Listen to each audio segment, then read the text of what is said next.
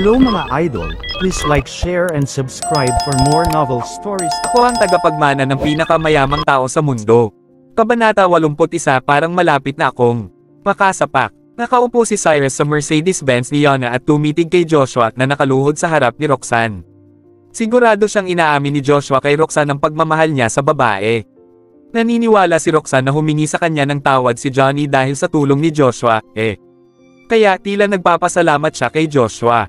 Nang makita ito, nainis si Cyrus at hindi mapakali.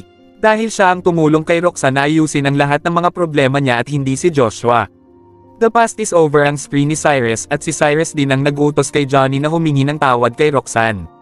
Gayunpaman pinagmukha ni Joshua na siya ang gumawa noon at naging duwag pa ang tingin ni Roxanne kay Cyrus. Naiinis si Cyrus na nagkaroon si Roxanne ng maling akala sa kanya. Napansin niya na ang seryosong mukha ni Cyrus. Kaya tinanong niya ito sa isang malalim na boses, Mr. De La Cruz, ayos ka lang ba? Wala, ayos lang ako. Umiling si Cyrus at walang balak na sabihin kay Yana kung ano ang nangyari sa pagitan nila ni Roxanne.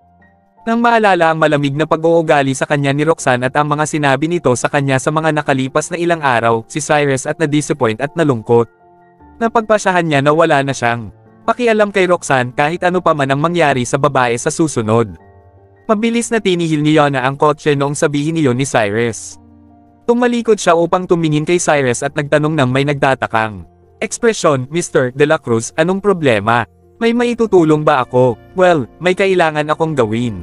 Sandali lang, kababalik din ako, sagot ni Cyrus sa isang malalim na boses. Bumaba siya ng kotse at mabilis na lumapit kina Roxanne at Joshua. Sa kasalukuyan, si Joshua ay nakaluhod ng may hawak na mga rosas sa harap ng mall, habang si Roxanne naman ay nagulat na nakatitig kay Joshua dahil hindi niya inaasahan na muling aamin sa kanya ang lalaki. Ito ang ikatlong beses na umamin si Joshua kay Roxanne. Kasama ang oras na ginawa niya iyon sa harap ng kanilang neighborhood. Roxanne, baliw na ako sa'yo. Nangangako akong mamahalin kita habang buhay. Pwede ba kitang maging kasintahan at bigyan ako ng pagkakataon na alagaan ka? Tanong ni Joshua kay Roxanne, ang kanyang mga mata ay puno ng pagmamahal. Hindi alam ni Roxanne kung paano sasagutin si Joshua dahil hindi talaga siya sigurado kung gusto ba niya si Joshua o hindi. Wala siyang ideya kung dapat ba niyang subukang makipag-date kay Joshua. Si Roxanne ay mayroong magandang impresyon kay Joshua. Siya nga ay nagpapasalamat kay Joshua dahil maraming beses na siyang tinulungan nito dati, lalo na tungkol kay Johnny.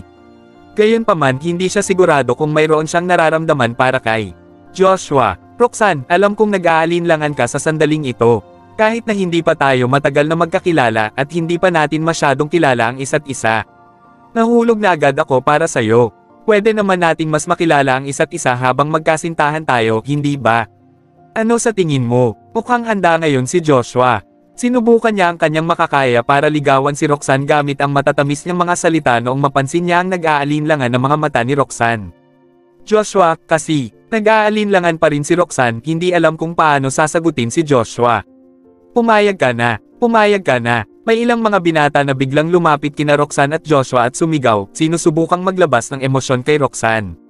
Ang mga tao sa paligid nila ay sumali rin at nakisabay sa pagsigaw, agad na pinapainit ang kapaligiran. Si Roxanne ay mukhang naapektuhan ng kanilang pananabik kaya naisipan niyang pumayag at subukang di makipag-date kay Joshua para mas makilala pa siya ng gusto. Pagkatapos ng isang sandali ng pag-aalinlangan, sinabi niya, Joshua. Gayunpaman, bago pa man siya matapos sa pagsasalita, isang figure ang lumapit at kinuha ang mga rosas mula sa kamay ni Joshua. Sa sandaling makita ng mga tao iyon, lahat sila ay natigilan sa gulat. Si Joshua, na nakaluhod pa rin sa lupa, ay nagulat din at nagkaroon ng nagtatakang itsura. Napatingin din si Roxanne sa taong nasa harap niya at nagtanong ng may nagulat na ekspresyon sa kanyang mukha. Cyrus, anong ginagawa mo rito? Si Cyrus ang kumuha ng mga rosas ni Joshua. Hindi ka pwedeng maging girlfriend ng lalaking to, sabi ni Cyrus kay Roxanne ng may seryosong mukha. Cyrus, anong ginagawa mo? Baliw ka na ba? Umaamin si Joshua ng pagmamahal niya sa kin, hindi sa'yo. Wala kang pakialam kung sasagutin ko siya o hindi. Huwag kang makialam. Sigaw ni Roxanne kay Cyrus sa galit, ang mga ugat sa kanyang noo ay naglalakihan. Pwede kang makipagkita sa ibang lalaki maliban lang sa taong to. Sinungaling siya, huwag kang magpapaloko sa kanya. Pulong ni Cyrus. Man, ano nang ibig mong sabihin? Marahanap tumayo si Joshua at tinanong si Cyrus ng may mabangis na itsura sa kanyang mukha. Nakasimangot na tumingin sa kanya si Cyrus. Ngunit hindi sumagot sa kanyang katanungan. Inabot naman ni Cyrus ang kamay ni Roxanne, binabalak na isama siya palayo roon. Cyrus, anong ginagawa mo? Pakawalan mo ako, wala na dapat tayong kinalaman sa isa't isa. Bakit hindi ako pwedeng makipag-date kay Joshua? Huwag kang makialam sa buhay ko. Pilit na kumawala si Roxanne at sumigaw kay Cyrus habang kumukulo ang kanyang dugo. Nang makita kung gaano naiinis sa kanya si Roxanne, nag-alinlangan ng sandali si Cyrus at marahan na binitawan ang kamay ni Roxanne. Hindi ko na uulitin pa at Roxanne, hindi ka pwedeng maging girlfriend ng taong yun. Tumingin si Cyrus kay Roxanne at sinabi iyon. Hoy, G***go. Ano nang ibig mong sabihin? Anong? Pakialam mo kung magiging magkasintahan kami ni Roxanne o hindi. Nagsasanhi ka lang ng gulo, ano? Dumating si Cyrus para sirain ang lahat sa sandaling malapit ng magtagumpay si Joshua sa panliligaw kay Roxanne. Kaya si Joshua ay nagalit at nagtitimping sipain si Cyrus. Gayunpaman dahil si Roxanne ay naroon, nagawa pang magpigil ni Joshua. Ano bang problema mo? Ano bang kinalaman nito sa'yo? Huwag ka naman man-ira ng ganito kagandang pangyayari. Oo nga, anong ginagawa mo? Umalis ka nga. Oh, grabe ang pasensya ng binatang to. Kung ako sa kanya, kanina ko pa sinampal ang lalaking ka na nagsasanhi ng eksena. Paano niya nagawang sirain ang eksena ng binata na umaamin ng pagmamahal niya? Anak ng piasterista. Ang mga nanunood ay nagsalita at inakusahan si Cyrus ng kanyang kabastusan. Samantala, isang estudyante mula sa Laguna University ay nakilala si Callum at naiinis na sinabi. Tingnan mo siya, kamukha niya yung paunan na palaging pumupulot lang ng bote sa eskwela namin. Bakit siya narito? Oo, siya nga yun. Siguro ininas siya at nagalit noong maisip niya na ang babaeng gusto niya ay magiging kasintahan ng ibang lalaki kaya pumunta siya rito para magsanhi ng eksena. Katawa-tawa, ang pangit na nga niya. Samantalang ang babae na yun ay napakaganda at napaka-sexy. Paano magkakagusto ang babaeng yun sa isang mahirap na estudyanteng tulad niya? Asa siya? Oo nga, nakakatawa ang lalaking to. Nababaliw na siguro siya, kahit natanggihan ng babaeng yun ang guwapong binata na yun, hindi siya magkakagusto sa isang paunan na tulad niya. Hindi ako makapaniwala na may ganoong wordo sa school natin. Nandidiri ako, nakakahiya. Nabalitaan kong nakipag-break sa kanya ang girlfriend niya noong nakaraang ilang araw. Siguro nabaliw na siya dahil doon. Pagkatapos makilala si Cyrus, ang ilang mga estudyante mula sa Laguna University ay nagsimula siyang kutsain. Pagkatapos noon, ang mga nanunood ay pinapaalis na si Cyrus. Mukhang lahat sila ay lubos na kinamumuhian si Cyrus. Lumapit si Joshua at dinuro ang ilong ni Cyrus at binalaan siya, narinig mo ba yon? Kung aalis ka na ngayon, magpapanggap akong walang nangyari para kay Roxanne. Kung di, parang malapit na akong makasapa. Kabanata 82, parang tanga. Ano naman? Anong kaya mong gawin? Hindi mapigilan ni Cyrus na mangasar pagkatapos marinig ang sinabi ni Joshua. Tuturuan kita ng leksyon. Ang lakas ng loob mong bantaan ako. Sa katunayan, binalak ni Cyrus na patagang alagaan si Joshua nang hindi alam ni Roxanne. Si Roxanne ay isang inosenteng biktima lamang para kay Cyrus, at ayaw niyang masaktan pa si Roxanne. Gayunpaman, hindi kailanman naisip ni Cyrus na maiinip si Joshua at aamin kay Roxanne agad. Naisip ni Cyrus na sa oras na makatanggap siya ng ebidensya tungkol sa tunay na pagkatao ni Joshua, ang sinungaling ba iyon ay naloko na si Roxanne at dinala na siya sa isang motel. Sa sandaling iyon, wala nang magagawa pa si Cyrus. Kaya kinuha ni Cyrus ang kanyang phone, may balak na tawagan si Tom at hihilingin sa kanya na pangalagaan si Joshua. Sa sandaling iyon, biglang sumigaw si Roxanne kay Cyrus sa isang malamig na tono, Cyrus, ano bang ginagawa mo? Umalis ka na, ngayon mismo. Kung sasagutin ko man si Joshua o hindi ay wala ka na roon. Huwag ka nang makialam. Dahil doon si Cyrus ay natigilan at napatignan kay Roxanne, ngunit hindi siya gumalaw. Naisip na mukhang walang balak si Cyrus na umalis, nang gigigil siyang sinigawan ni Joshua, Hoy G***go, umalis ka na rito, kung di ay magsisisi ka. Bago pa man makapagsalita si Cyrus, bigla siyang nakarinig ng pagtunog ng takong sa sahig. Kaaya-ayang lumapit si Yana kay Cyrus, dinuro si Joshua, at sumigaw ng may nagagalit na itsura. Hoy, ang kapal naman ng mukha mong kausapin ng ganyan si Mr. De La Cruz. Ang bastos ng pag-uugali mo, sumagot si Joshua ng may mapagmalaking ekspresyon, Mr. De La Cruz. Ang galing mo naman magbiro. Isa lang siyang paunan na kumikita sa pamamagitan ng pagpupulot ng mga bote. Alam mo, nakipag-break sa kanya ang girlfriend niya noong nakaraan at ang lalaking nagnakaw sa kasintahan niya ay inutusan pa siyang bumili ng kondom sa harap ng maraming estudyante. Lahat ng tao sa college namin ay alam ang tungkol doon. Hindi ako makapaniwala na tinatawag mo ang ganoong tao na Mr. De La Cruz. Hindi siya karapat-dapat. Sa katunayan, nagsagawa na si Joshua ng isang investigasyon kay Cyrus dati. Akala niya noong una ay karibal niya si Cyrus sa pagbig, ngunit pagkatapos malaman na si Cyrus ay walang kwenta, siya ay naginhawaan. Nang marinig ang mga salita ni Joshua, ang mga nanunood ay tumawa. Lahat sila ay nandidiring tumingin kay Cyrus. Sa sandaling iyon, si Cyrus ay nagmukhang isang tanga na pinagtatawanan ng lahat. Nang makita iyon, isang awkward na ekspresyon ang lumitaw sa mukha ni Roxanne. Hindi niya inaasahan na magsasabi si Joshua ng ganoong mga salita sa harap ng ganoon karaming tao. Kahit na wala siyang ideya kung bakit pinipilit siya ni Cyrus na wag sagutin si Joshua, naniniwala siya na kahit anong mangyari, kaibigan pa rin niya si Cyrus at hindi dapat sila magsabi ng ganoong mga salita para ipahiya siya sa publiko. Nabigla si Yana nang marinig ang mga insulto ni Joshua. Pagkatapos magising, inangat niya ang kanyang kamay at sinampal si Joshua ng malakas dahil sa galit. Nagsanhi iyon sa hangin na mapuno ng nakabibinging tunog. Dahil doon, ang mga tao sa paligid ay natuliro at ang mga taong tumatawa kanina ay lubos na natakot at nanahimik.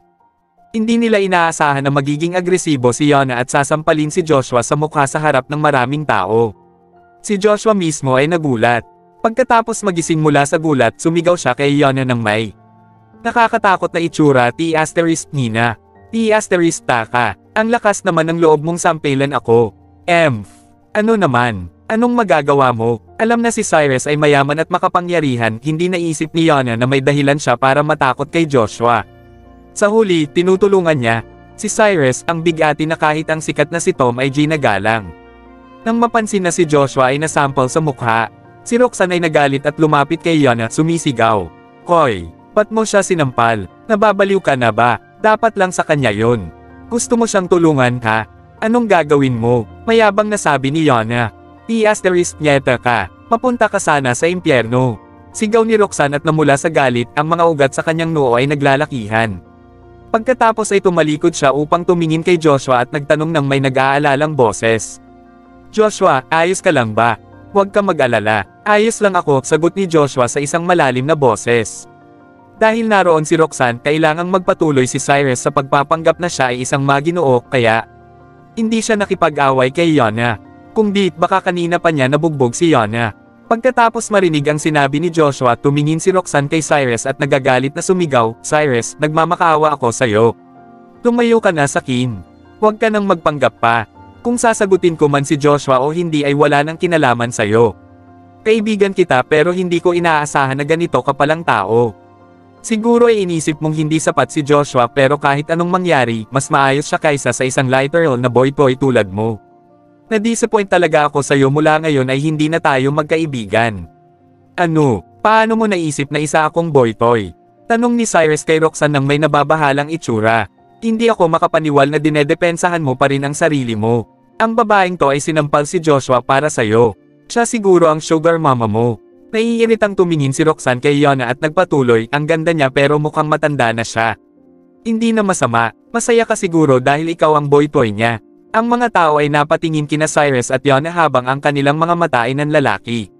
Kung di dahil sa mga pahayag ni Roxanne, hindi siguro nila maiisip na si Cyrus ang boy-toy ni Yana.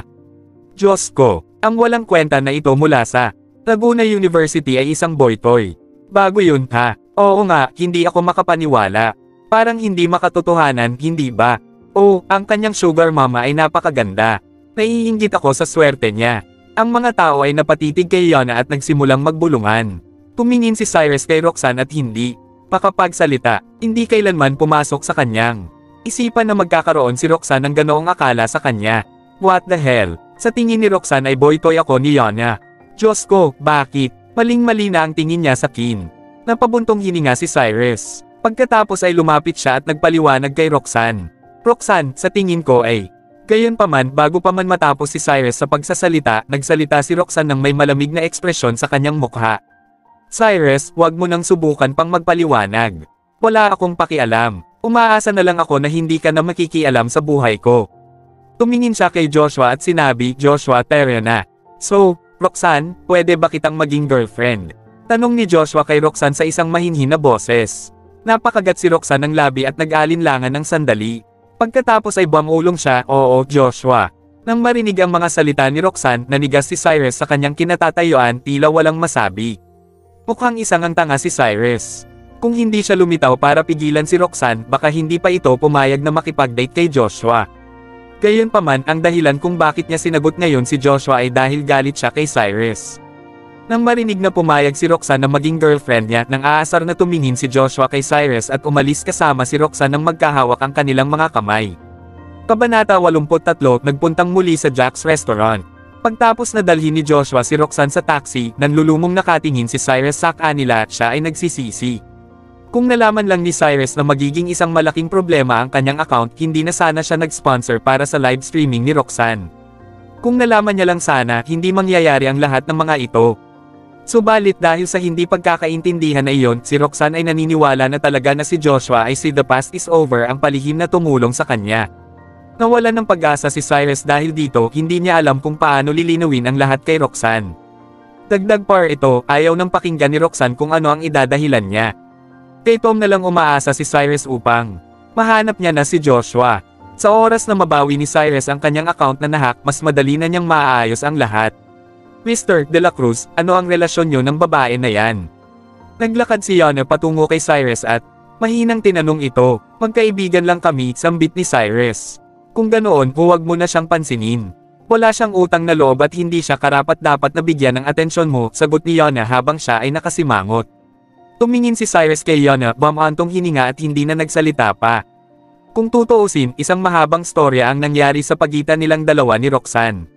Nang mapansin niyang pinagtatawanan na siya ng maraming tao sa Mall Square, tumalikod na si Cyrus at sinabi kay Yana, umalis na tayo, pera.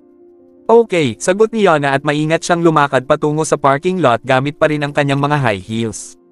Makalipas ang 10 minit nakarating na sina Cyrus at Yana sa isang French restaurant. Mr. De La Cruz, ito ang pinakamagandang restaurant sa Santa Rosa. Tanging mga miyembro lamang ng restaurant na ito ang pwedeng kumain dito at hindi madaling makakuha ng table dito kahit para sa mga miyembro. Alam mo ba, may mga ginamit akong koneksyon para lang maipabook ang table natin na ito. Nakangiting sambit ni Yana kay Cyrus habang siya ay lumalabas ng sasakyan.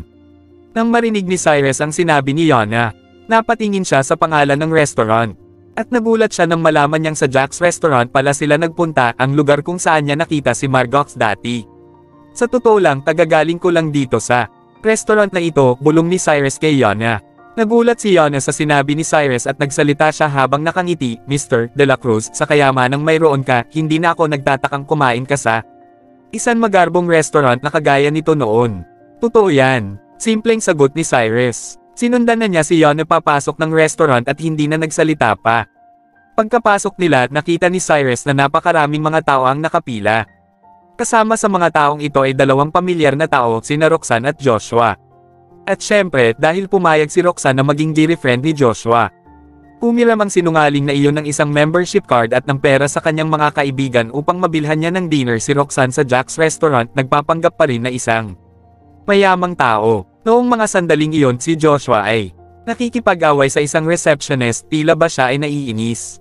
Oh, please, mayroon akong reservation dito, kaya, bakit mo sasabihin na limited lang ang restaurant nyo kung nakarating naman ako, tanong ni Joshua sa receptionist, malapit nang maubos ang kanyang pasensya. Sir, pasensya na po. Nilinaw ko naman po sa inyo. Limitado lang ang mga lamesa naming. Kahit na kayo po ay nagpa-reserve, kailangan nyo pa rin pumila, sagot ng receptionist kay Joshua at nauubusan na rin ang pasensya. Walang kwenta. Kung ganoon, para saan pa ang pag-reserve, tila ba ay malapit ng mairita at sumigaw sa galit si Joshua. Sir, kung hindi po kayo magpapa-reserve, baka po ay mawalan pa kayo ng chance na pumila. Nakatingin ang receptionist kay Joshua at binanggit ito. Dahil dito, si Joshua ay nagulantang. Kung tutuusin, hindi pa siya nakakapunta sa Jack's Restaurant at hindi niya alam kung nagumawa ng sariling mga batas. Hoy, Iho, kumalma ka. Mayroon din kaming reservation dito pero kailangan din naming pumila. Bilasin mo na at sumama ka sa aming pumila. Huwag mong sayangin ang oras naming, nariitang sambit ng mga customer sa likod ni Joshua. Tinitigan ni Roxanne si Joshua at nagdalawang isip saglit. Sunod ay nagsalita siya ng mahina, Joshua. Hayaan mo na, bakit hindi na lang tayo magpunta sa iba? Pang-restaurant. Hindi pwede, ito ang unang pagsasaluhan natin bilang official couple. Kailangan kitang dalhin sa pinakamagandang restaurant sa lugar natin, same time na sagot ni Joshua, ang kanyang mga mata ay puno ng pagmamahal. Pagkarinig niya sa mga sinabi ni Joshua, si Roxanne ay nanlambot at hindi na niya alam kung ano ang dapat niyang sabihin. Gayunpaman, ang pinakadahilan kung bakit ayaw ni Joshua na magpunta sa ibang restaurant ay dahil 10,000 piso na ang nabayad niya para sa reservation. Kung hindi sila kakain ngayon dito, mapupunta lang sa wala ang pera na iyon. Kung ganoon ay pumila na tayo. Pulong ni Roxanne kay Joshua. Mukhang wala na tayong ibang magagawa. Pasensya ka na talaga at Roxanne. Hindi ko alam may ganoon palang batas sa restaurant na ito. Kung hindi sana kita dinala rito, sambit ni Joshua kay Roxanne, kita ang paghingi niya ng kapatawaran sa kanyang ekspresyon. Huwag mo nang isipin. Maghintay na lang tayo, lahat naman yata ng mga tao rito ay naghihintay din, sagot ni Roxanne. Sige, basta ay okay lang sa'yo, tumingin si Joshua kay Roxanne at ngumiti. Bigla niyang nakita si Cyrus na kapapasok lang ng restaurant kasama si Yana. Biglaan na lamang napuno ng galit si Joshua at masama ang kanyang titig kay Cyrus. Hoy bastardo, anong problema mo? Bakit mo kami sinusundan kung saan man kami magpunta? Anong inisip mo? Nang makita ni Roxanne si Cyrus, bigla siyang na-awkward at kita ito sa kanyang mukha. Nagdalawang isip siya sa loob ng 2 segundo bago niya mapagdesisyon ng kagatin ang kanyang dila. Nagkakamali ka dyan. Hindi kami sumusunod sa inyo. Nandito rin kami para kumain ng hapunan. Hindi naman kayo ang may-ari nitong restaurant.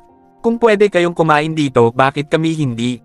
Sabat ni Yana habang galit na nakatitig kay Joshua at tila ba naglalagablab ang kanyang mga mata. Isa lang siyang talunan na namumulot ng bote. Hindi ako naniniwalang kaya niyang bumili ng isang pagkain dito, sagot ni Joshua at sinasadyang palakasin ang kanyang boses. Nagsitinginan ang mga tao kay Cyrus sa kanilang pagtataka. Si Cyrus ay may suot na mga plain na damit at hina siya mukhang isang taong kayang bumili ng pagkain sa ganitong klaseng lugar. Kaya naman, ang mga mata nilang lahat ay puno ng pagkairita. Ang kapal ng mukha mo. Bakit ang lakas ng loob mong insultuhan ulit si Mr. De La Cruz? Gusto mo bang turuan kita ng leksyon? Sa sobrang galit ni Yana, halos paputok na ang mga asul na ugat sa kanyang noo. Noong masaksihan ng receptionist na susugurin na ni Yana si Joshua at siya ay sumigaw, "Sandali, huwag kayong magtalo. Miss, pakikuha na ang note nyo rito at maghintay kayo sa pila." Agad na lumakad si Yana patungo sa receptionist. Suot ang kanyang high heels at siya ay mayanhing nagsalita, "Nagpa-reserve ako ng table sa restaurant nyo at bilin kung darating kami ng 7:30 PM. Pasensya na kayo pero lahat ng mga tables sa restaurant ay nakuha na. Please maghintay muna kayo sa pila." Walang kahit anong emosyon sa mukha ng receptionist nang abot niya kay Yana ang isang note. Bigla itong ikinagulat ni Yana. Tila ba nabasa ng receptionist ang iniisip niya at bumulong ito sa kanya, "Maghintay kayo. Tingnan nyo, yung mga taong nasa harapan nyo ay mayroon ding reservation pero kailangan pa rin nilang magnentay." Nanatili lamang si Yana sa kinatatayuan niya at nag-iisip-isip muna. Binalik niya ang note sa receptionist at sinabing, "Huwag na. Sa ibang restaurant na lang kami magpupunta." Sumagot ang receptionist sa kanya, "Sige po. Papaalala ko lang na hindi nyo na makukuha ang deposit nyo kung hindi kayo kakain dito. It's just 10,000 pesos. Wala akong pakialam. Bakit naman kami magsasayang ng oras na maghintay sa pila dahil sa panghihinayang naming sa 10,000 pesos. Kasi naman, hindi na dapat magpanggap yung iba na mayaman sila kung hindi. Naman talaga, halatang pinariringgan ni Yana si Joshua. Upang insultuhan siya dahil dito, lalo pang nairita si Joshua. Kung iisipin, ililibre sana ni Yana si Cyrus sa dinner na ta. Kaya't bakit niya hahayaan na maghintay? Sa pila ang isang lalaking kasing yaman niya. Kaya naman, nagdesisyon na siyang sa ibang restaurant na lang sila magpunta para sa kanilang dinner. "Mr. De La Cruz, umalis na tayo. Masyadong maraming tao sa restaurant na ito," mahinang sabi ni Yana kay Cyrus. Saglit na nagdalawang isip si Cyrus bago siya tumalikod at nagtangkang umalis na. Kung tutuusin, dito rin kakain sina Roxanne at Joshua. Makita lamang silang dalawa ay sapat na para mainas si Cyrus kaya't naisip niya na mas mainam kung umalis na lang sila. Subalit sa sandaling tumalikod si Cyrus, isang binata na nakasot ang pumasok sa restaurant. Sa sandaling nakita ng binata na ito si Cyrus, siya ay nabigla. Magalang niyang sinabi kay Cyrus, "Mr. De La Cruz, bakit po kayo nandirito? Bakit hindi niyo sinabi agad sa akin na pupunta pala kayo sa restaurant namin para mag-dinner?" Napalingon ang lahat kay Cyrus nang marinig nila ang sinabi ng binata sa kanya, puno ng kalituhan ang kanilang mga ekspresyon. Dahil ang binatang pumasok sa restaurant ay si Harold, ang manager ng Jack's Restaurant. Kabanata 84, magmulta ng 100,000 piso. Lumapit si Harold kay Cyrus at nagtanong ng may magalang na ngiti sa kanyang mukha, "Mr. De La Cruz, bakit ka narito?" "Narito ako para kumain kasama ang kaibigan ko pero sayang dahil mukhang puno na ang restaurant mo ngayon." Paalis na sana ako, tumingin si Cyrus kay Harold at sumagot ng may seryosong mukha. Noong marinig ng mga tao ang usapan sa pagitan ni Cyrus at Harold, lahat sila ay nalilito. Si Cyrus ay mayroong plain lamang nakasuotan at hindi mukhang isang mayaman at sikat na tao, Iniisip ng mga tao kung paano nagawa ng isang ordinaryong tao na tulad niya na makilala ang manager ng Jack's Restaurant. Siyempre, ito ay isang malaking gulat para kina Joshua and Roxanne. Pumulong si Roxanne nang may nagulat at nalilitong ekspresyon, paano nakilala ni Cyrus ang manager ng restaurant na to? Nang marinig ang mga salita ni Cyrus, sa sobrang bahala ni Harold ay pinagpawisan siya at kinakabahang humingi ng tawad kay Cyrus. Mr. De La Cruz, patawarin mo ako. Hindi ko alam na pupunta ka rito ngayong araw para kumain. Kung di, naghanda sana ako ng pribadong kwarto para sa'yo. Ang boss ng Jack's Restaurant ay si Jonathan, isang tauhan ni Cyrus. Alam ni Harold na hindi niya pwedeng galitin si Cyrus kaya wala siyang lakas ng loob na iparamdam kay Cyrus na hindi siya tanggap doon. Ayos lang, pwede naman akong kumain sa ibang lugar. Tumingin si Cyrus kay Yona at naghahanda ng umalis. Agad na pinigilan ni Harold si Cyrus at nagpatuloy na magsalita, Mr. De La Cruz, sandali lang. Ikinararangal namin na narito ka. Please, dito ka na kumain sa aming restaurant. Magtatawag na ako ng tauhan para magayos ng isang pribadong kwarto para sa iyo ngayon mismo. Nang matanggap ang magalang na pagtanggap ni Harold, napagpasyahan ni Cyrus na manatili pagkatapos ng kaunting pag-alinlangan. Sa sandaling ito, ang lahat ng mga taong nakapila ay napanganga kay Cyrus sa gulat. Ang Jack's Restaurant ay kilala sa Santa Rosa. Kadalasan kahit ang mga miyembro ng restaurant na ito ay hindi nakakakuha ng mesa ng ganoon kadali. Gayunpaman nang makita na ang manager ng Jack's Restaurant ay nagalok na magayos ng pribadong kwarto para kay Cyrus, ang mga tao ay lubos na nagulat at nagtataka kung sino ba talaga si Cyrus. Mukha siyang isang literal na bigatin. Si Joshua mismo na nagulat ay hindi makapaniwalang nakatitig kay Cyrus. Pagkatapos kausapin ng isang waiter, tumalikod si Harold, lumapit kay Cyrus, at sinabi ng may malaking ngiti sa mukha, Mr. De La Cruz, handa na ang pribadong kwarto mo. This way, please. Okay, salamat. Napatango si Cyrus at naglakad patungo sa pribadong kwarto ng walang ekspresyon. Lumapit sa likod niya si Yona, ang kanyang mukha ay nagniningning sa pinanabik. Ang sayan magkaroon ng pagkakataon na kumain kasama ang ganoon kay amang tao tulad ni Cyrus. Sa sandaling malagpasan ni Cyrus at Yona si Joshua, biglang nagsalita si Joshua. Cyrus, ang galing mo talaga. Hindi lang ikaw ang boy toy ng mayamang babae na to, ikaw rin pala ang boy toy ng may-ari ng restaurant na ito, Nang marinig ang sinabi ni Joshua, ang lahat ng tao sa restaurant ay nabigla. Gayunpaman, dahil sa pagkakakilanlan ni Cyrus, walang sino man ang naglakas loob na tumawa. Tumingin si Cyrus kay Joshua at seryosong sinabi, paalisan niyo ang taong ta. Opo, Mr. De La Cruz. Tumango si Harold at sumagot sa isang magalang na boses. Tumingin siya kay Cyrus pagkatapos ay naghanda ng pumasok sa pribadong kwarto kasama si Yona. Sumigaw si Harold sa mga security guard sa pinto, hoy, wag kayong tumayo lang dyan. Kumilos na kayo, bilisan niyo paalisan ang taong ito sa ating restaurant. Dahil dun, ang ilan sa mga security guard ay sabay-sabay na lumapit kay Joshua. Sa sandaling mapalibutan siya ng mga security guard, sumigaw ng malakas si Joshua at nang may naiinis na itsura, ano nang ginagawa niyo? Isa akong miyembro ng restaurant niyo. Ang lakas naman ng loob niyong paalisin ako. Tumingin si Harold kay Joshua nang may nagtatakang ekspresyon, isa ka ba talagang miyembro ng aming restaurant? Bakit ngayon lang kita nakita? Ang Jack's Restaurant ay may mahigpit na mga patakaran para sa kanilang mga miyembro. Sa tuwing may mag-a-apply ng membership sa restaurant, kailangan nilang mag-submit ng application form at alam ni Harold ang impormasyon ng bawat isa sa kanilang mga miyembro. Sa ganoong paraan, makikilala niya ang kanyang mga customer at tatrituhan sila ng maayos. Oo, ito ang membership card ko. Nilabas ni Joshua ang membership card na hiniram niya sa kanyang kaibigan upang dali-daling patunayan ang kanyang pagkakakilanlan. Ngunit hindi napagtanto na isang katangahan ang ginawa niyang iyon. Sir, pwede ko bang makita ang card mo? Pulong ni Harold kay Joshua. Siyempre, binigay ni Joshua ang membership card kay Harold. Pagkatapos makuha ang card, binigay ito ni Harold sa isang waiter at sinabi sa isang mahinang boses, pakicheck na ang identity ng membership card na ito. Opo, tumango ang waiter at nagsimulang suriin ang card. Bilang resulta, agad na namutla ang mukha ni Joshua. Iniram lang niya ang membership card na iyon mula sa kaibigan niya, hindi sa kanya iyon. Nag-aalala na malalantad siya, tumigil ng sandali si Joshua at bumulong kay Roxanne, wag na nga. Terya na Roxanne. Sige, tumango si Roxanne at naghanda ng umalis kasama si Joshua. Sa sandaling iyon biglang umabot upang pigilan si Joshua at nagtanong ng may seryosong mukha. I'm sorry, sir, pero hindi ka pa pwedeng umalis. Di, bakit hindi ako pwedeng umalis? Nauutal si Joshua sa panik. Hindi pa namin ako confirm na isa kang miyembro ng aming restaurant. Sumagot si Harold sa isang napakakalmadong tono. Mr. Zamudio, ang may-ari ng card na ito ay si Mr.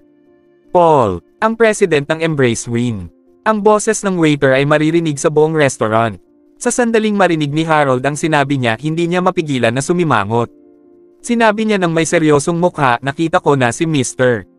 Paul, at sigurado, akong hindi ikaw si Mr. Paul. Tumitig si Joshua kay Harold ng may awkward na ekspresyon sa kanyang mukha. Napatingin si Roxanne kay Joshua nang may nagtatakang itsura sa kanyang mukha. Ano nang nangyayari? Bakit kailangan ni Joshua na gumamit ng membership card ng ibang tao kung mayaman naman siya? Pagkatapos ng kaunting pag-aalinlangan, nagtanong ng mahina si Roxanne. Joshua, anong nangyayari? Well, Roxanne, hiniram ko ang membership card na ito mula sa isang kaibigan. Alam ni Joshua na hindi na niya may tatago pa ang katotohanan kaya wala siyang ibang magagawa kundi ang aminin na hiniram niya ang card mula sa ibang tao. Ano? Iniram mo lang yon? Oh, bakit kailangan mo pa yung gawin? Hindi mo naman ako kailangang dalhin dito. Si Roxanne ay nagulat. Sa sandaling ito, si Harold na nakatayo sa tabi ay biglang nagsalita, well, dahil inaamin mo na magiging madali na lang ito para sa atin. Ano? Anong ibig mong sabihin? Naulilitong tanong ni Joshua kay Harold. Ang aming restaurant ay mayroong mahigpit na patakaran. Ang sino mang magnakaw o manghiram ng membership card ng iba para makakain dito ay kailangang magmulta, sabi ni Harold ng may seryosong mukha. Multa? Hindi makapaniwalang tumitig si Joshua. Kay Harold. Opo, multa ng 100,000 piso, sagot ni Harold ng mahina. Pagkatapos marinig ang sinabi ni Harold, si Joshua ay namutla. Hindi man lang umaabot ng 1,000 piso ang pera niya. Paano niya magagawang magbayad ng ganoon kalaki? Literal na namamatay na si Joshua sa kanyang isipan. Kabanata 85, dinala siya sa isang fast food restaurant. Upang mapagpatuloy ni Joshua ang pagpapanggap na siya ay isang mayamang lalaki sa harap ni Roxanne. Lubos siyang naghirap para lang makahiram ng membership card ng Jack's Restaurant mula sa kanyang kaibigan. Akala niya ay pwede niya lang ipakita sa waiter ang membership card at pwede na siyang kumain. Gayunpaman, hindi niya inasahan na ang mga tauhan ng Jack's Restaurant ay mayroong impormasyon ng bawat isang miyembro at ang manager rito ay pamilyar sa lahat ng kanilang mga miyembro. Ang mas malala, ayon sa patakaran ng Jack's Restaurant, ang sinumang manghiram o magnakaw ng membership ng iba ay pagmumultahin ng 100,000 piso. Upang makuha ang puso ni Roxanne, naging sponsor si Joshua ni Roxanne noong siya ay nagli-livestream nitong nakalipas na ilang araw. Bilang resulta, gumagastos siya ng 10,000 piso araw-araw. Dagdag pa roon, nagrente pa siya ng isang BMW at isang mamahaling kasuotan. Ang pera na ginastos ni Joshua ay inutang lamang sa lahat ng kanyang mga kaibigan kaya matagal na siyang baon sa utang. Kaya hindi niya kayang bayaran ang multa na yon. Sa sandaling iyon, sinabi ni Harold kay Joshua ng may poker face, please magbayad ka na ng multa ngayon, pagkatapos ay pwede ka nang umalis. Si Joshua ay nagulat at mahinang sinabi, ano? Wala ka namang karapatan para humingi sa akin ng multa. Anong gagawin mo sa akin kung ayaw kong magbayad? Wala kaming gagawin, pero kung hindi ka magbabayad ng multa, ika-cancel namin ang membership ng card na hawak mo. Nanliit ang mga mata ni Harold at sumagot sa isang mahinang boses. Nang marinig iyon, si Joshua ay natigilan habang ang kanyang mukha ay puno ng gulat. Iniram niya ang membership card na ito mula sa isa sa napakayaman niyang mga kaklase. Kapag nalaman ng kaklase niya na ang kanyang membership ay na-cancel, hindi niya pakakawalan si Joshua. Ang mga membership card na ito ng Jack's Restaurant ay hindi isang bagay na kayang makuha ng ordinaryong mga tao gamit lamang ang pera. Tumingin si Joshua kay Harold at bumulong pagkatapos ng mag-alinlangan, nagmamadali akong umalis ng bahay ko kanina kaya hindi ako nakapagdala ng ganoon kalaking pera. Pwede bang sa susunod ko na lang bayaran ang multa? Well, pwede ka namang magbayad gamit ang credit card o pumunta ka sa malapit na bangko kasama ang isa sa mga waiter namin dito para mag-withdraw ng pera, sabi ni Harold ng may seryosong boses. Tumingin si Joshua kay Harold ng may nahihiyang itsura at walang ideya kung ano ang sasabihin. Wala naman talaga siyang ganoon kalaking pera Nang makita ang nabiglang ekspresyon ni Joshua, si Roxanne ay lubos na nalito. Akala niya ay si Joshua ang mayamang tao na nag-sponsor sa kanya ng milyon-milyong piso noong siya ay nagli-live streaming. Gayunpaman, ngayong hindi man lang siya makapagbayad ng 100,000 piso, si Roxanne ay nalilito. Dahil hindi man lang isang miyembro si Joshua ng Jack's Restaurant, bakit dito niya ako dinala para kumain? Si Roxanne ay nagsimulang maghinala sa mga kinikilos ni Joshua. Sa sandaling iyon, tumingin si Joshua kay Roxanne at sinabi, "Roxanne, may pera ka bang dala dyan? Pwede bang tulungan mo muna akong bayaran ang multa na to? Babayaran kita pag uwi ko." Nang marinig ang sinabi ni Joshua, ang lahat ng nasa restaurant ay tumingin sa kanya ng may matinding pagtutol. Tanging mayayaman na tao lamang sa upper class ang may pagkakataon na kumain sa Jack's Restaurant. Nang makita si Joshua na humingi sa isang babae ng pera, hindi nila mapigilan na malitin si Joshua. Gayunpaman, si Joshua ay wala sa mood na magkaroon ng pakialam sa ganoong mga bagay. Gusto na lamang niyang magbayad ng multa at umalis sa restaurant kasama si Roxanne sa lalong madaling panahon. Hindi tumanggi si Roxanne sa kahilingan ni Joshua at mabilis na naglabas ng isang bank card mula sa kanyang bag at binigay ito kay Harold. "Ako na ang magbabayad ng multa para sa kanya." Pagkatapos tumingin kay Roxanne, walang sinabi si Harold at agad na dumiretso sa reception kasama ang bank card ni Roxanne. Naglalabas ng 100,000 piso mula roon. Pagkatapos bayaran ng multa, napabuntong hininga si Joshua sa ginhawa at dali-daling lumabas ng restaurant kasama si Roxanne. Sa sandaling umalis sila, tumigil ng sandali si Roxanne at tinanong si Joshua sa isang mahinhin na tono. "Joshua, may tinatago ka ba sa akin?" "Siyempre, wala," sagot ni Joshua tila nagtataka. Pagkatapos ng kaunting pag-aalinlangan, nagpatuloy siya, "Roxanne, hindi ka naman nagdududa sa akin dahil lang nanghiram ako sa iyo ng 100,000 piso mula sa iyo, hindi ba?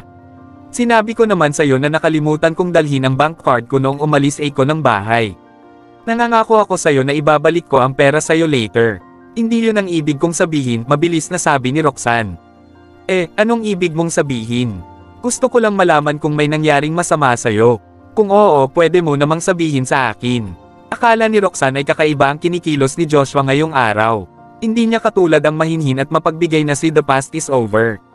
Kaya gusto niyang malaman kung may problema. "Huwag kang mag-alala, walang nangyari, ayos lang ako. Pumunta na lang tayo sa ibang restaurant." Sa sandaling maramdaman ni Joshua na hindi nararamdaman ni Roxanne ang kasinungalingan niya. Patago siyang napabuntong hininga sa ginhawa. "Oh, sige," tumango si Roxanne at hindi na nagtanong pa.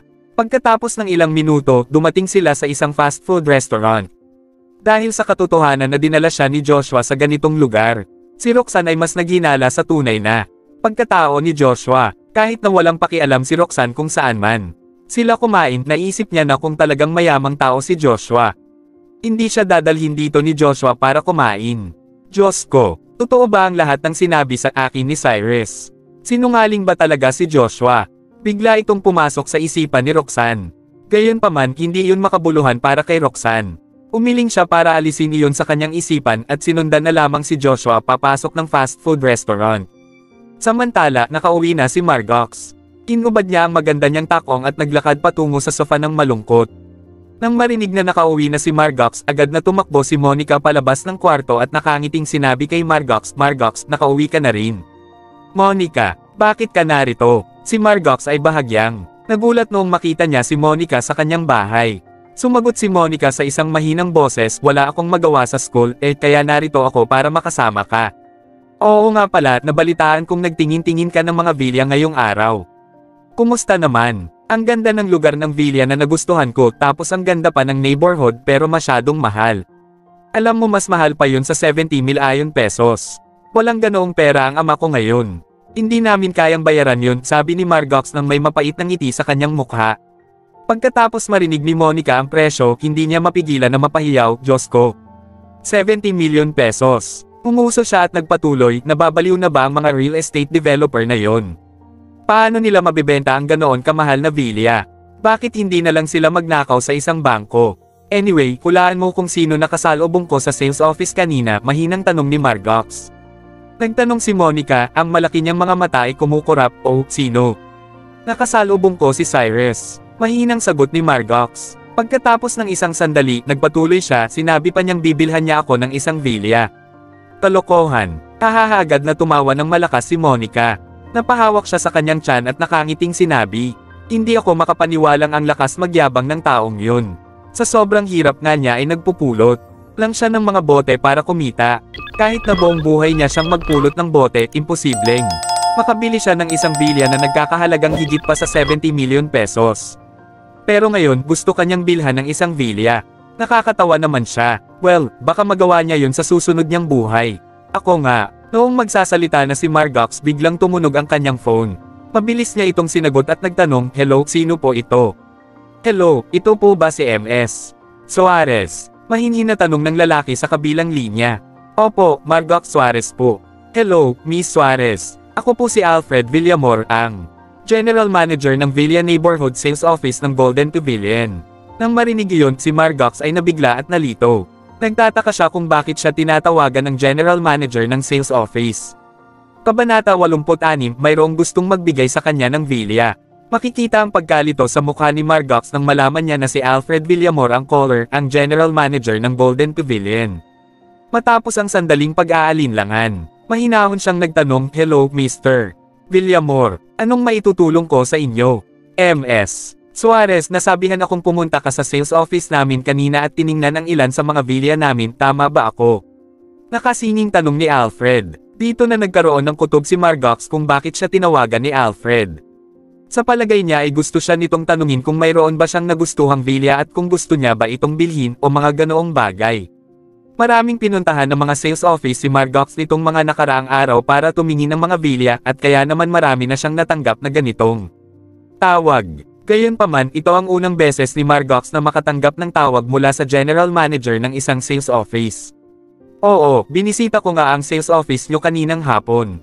Kahanga-hanga ang mga villa nyo pero wala akong bibilhin sa kanila. Tatawagan ko kayo kapag nagdesisyon na akong bumili." Pagkatapos itong sabihin, ibababa na sana ni Margox ang phone.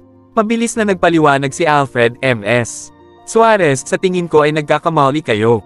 Hindi ako tumawag para magtanong kung bibili ba kayo ng villa. O, kung ganoon, anong gusto nyong malaman ang attitude ng mga empleyado mo sa trabaho?" Tanong ni Margox dahil medyo naguguluhan na siya. "MS Suarez, ganito ang nangyari.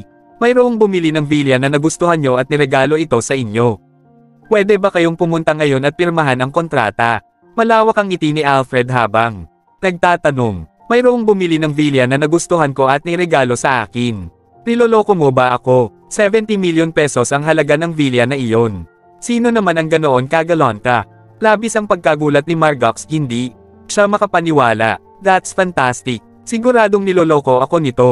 Seryoso ako, MS Suarez. Kailangan nyo lang dalhin ang ID card nyo at pirmahan ang kontrata.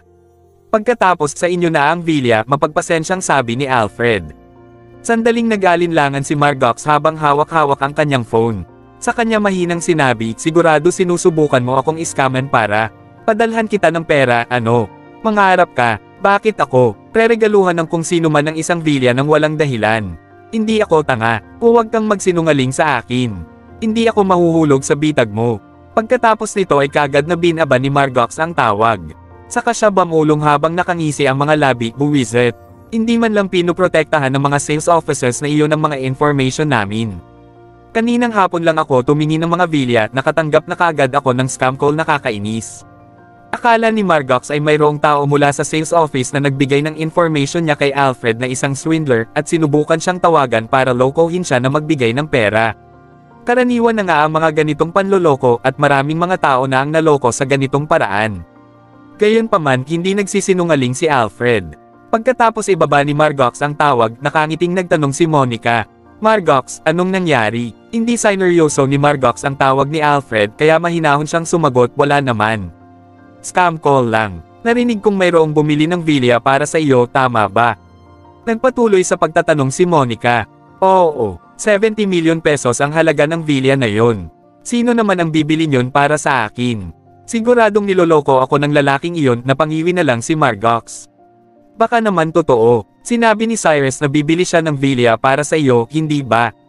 Baka talagang tinupad niya ang pangako niya," sabi ni Monica habang bahagyang nakangiti.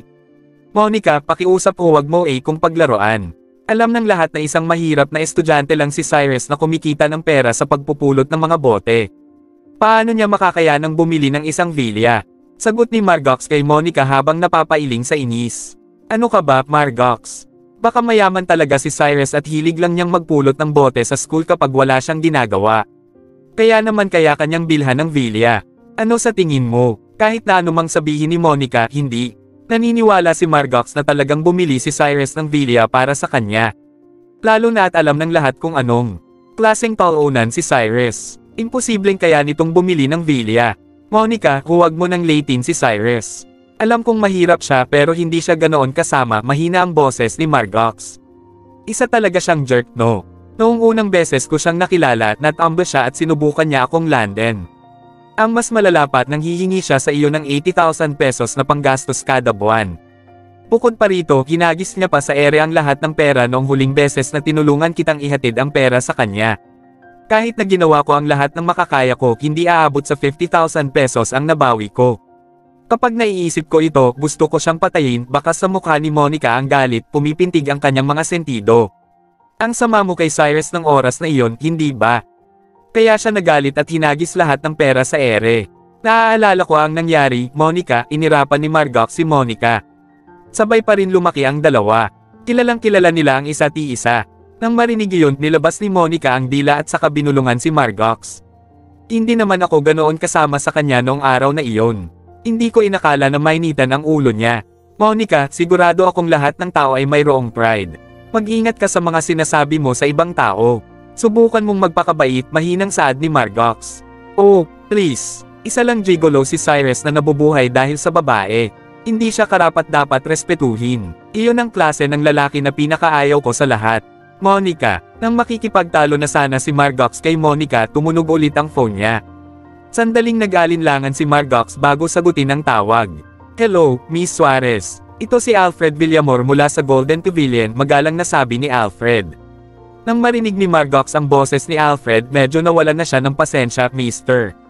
Villamor, sa tingin ko naman ay nalinaw ko na ang sarili ko kanina.